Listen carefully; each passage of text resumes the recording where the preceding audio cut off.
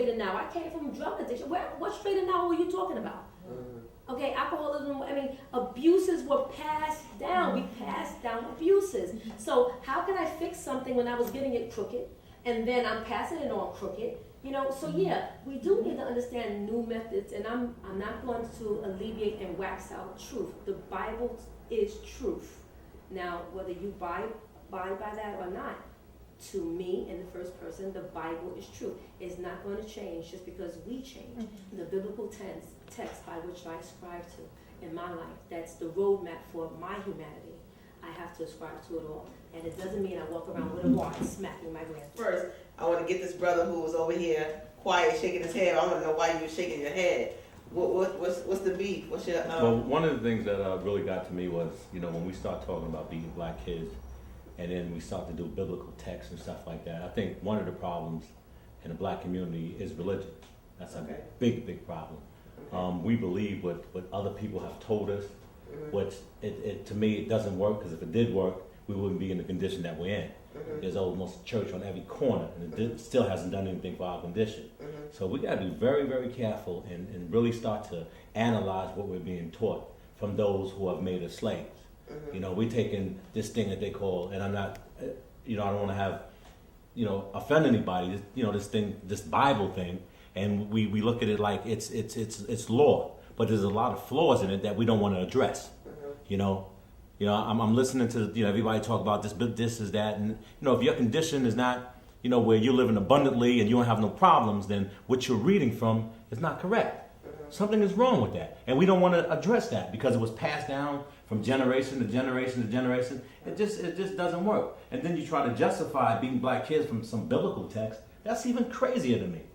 You know, so that's why I was shaking my head. I'm like, you know, we got to start at the beginning. What were we taught to make us do what we do? And we don't want to address that. You know, we let these preachers every Sunday morning tell us stuff. You know what I'm saying? That's not working for us. It's not working. Why don't we just say, you know what, that doesn't work anymore. We need to try a different approach. We need to go back to what were our ancestors taught. They wasn't taught no Bible. That was something we brought over from when we came here from slaves. So why we got to continue to live like slaves?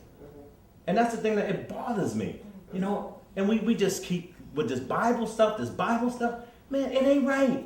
Something's wrong with that. Where did the Bible come from? You know, it was written by man. What man?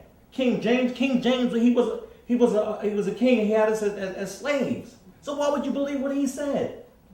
And our common sense tells us that it's wrong. We're afraid because it's the Bible. It's the Word of God. Man, God speaks to us individually. So come on, man, throw that out the window. It ain't working. And everybody's scared of that. The preacher get up there every Sunday and say what he said. We sit there and listen. Man, I disagree with that.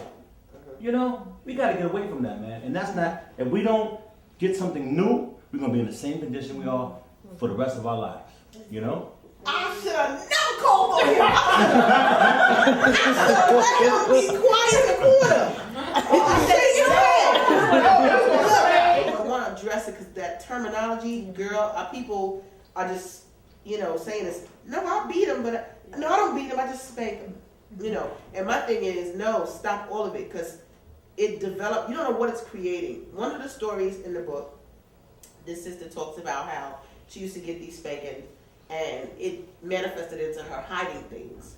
She would just hide things, hide the key. They got to go to work, she'd hide the keys. She'd be hiding all kinds of stuff. And then it manifested her into her stealing things. And then it manifested into her being promiscuous because she didn't feel like her body was hers. She, you know, those spankings and the constant. And she said she wasn't mad at her mother for whipping her. She was mad at the people who watched and didn't do anything.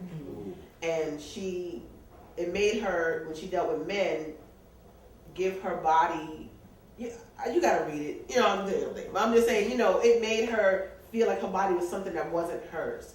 And so while we're beating kids, we're not even thinking of like all of these things that they're doing, like how it's manifesting and how it's affecting them. I used to have this problem. My problem was I used to wet the bed up until I was 13 years old, right? Now, my dad at the time, and I kid you not, he used to whip my behind every single day that I wet the bed.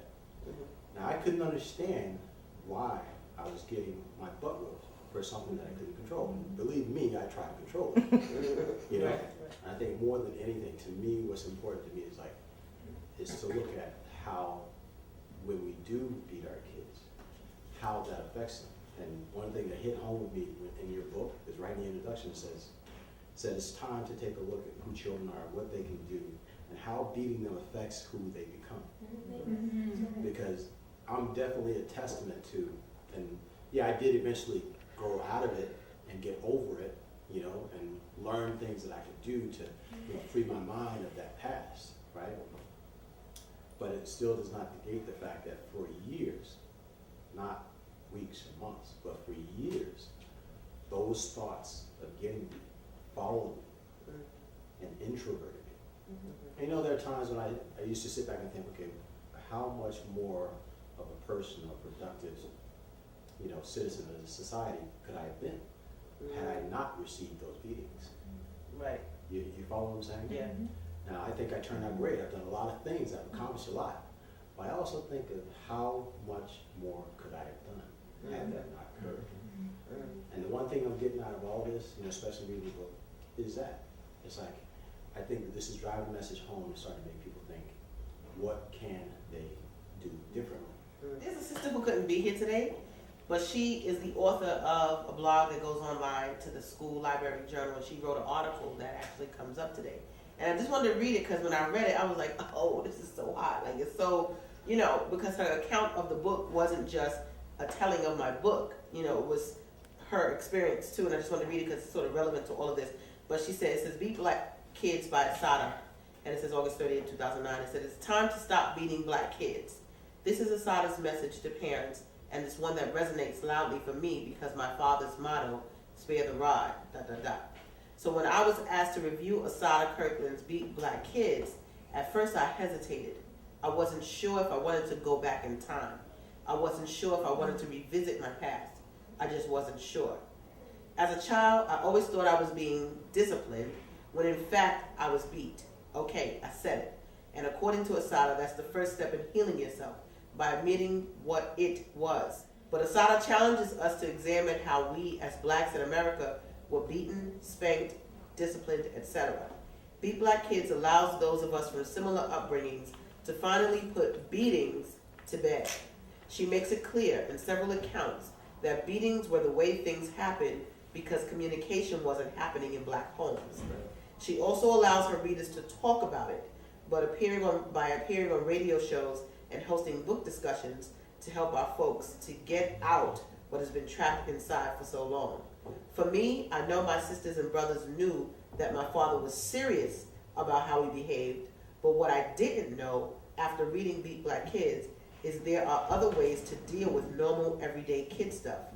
Assata also explains the why behind our parents' methods of disciplining, but what's most important, Assata provides answers and activities to empower today's parents on how not to beat our kids. It's chilling yet real. It's a chilling yet real read. It's also a must read if you want to better understand blacks in America. This is not to say that all blacks have been spanked and or beaten. Call it what you want, she says, but she very gingerly allows the readers to grieve their past to better understand their futures. I must also thank actress and visionary Samaria Graham, who's videotaping today, who introduced me to this powerful author's fine piece of work. She too has been an inspiration to me as I journey and learn more about authors of color who are making change for all of us. So that's how I Very go. good. Very nice. Yeah, very nice.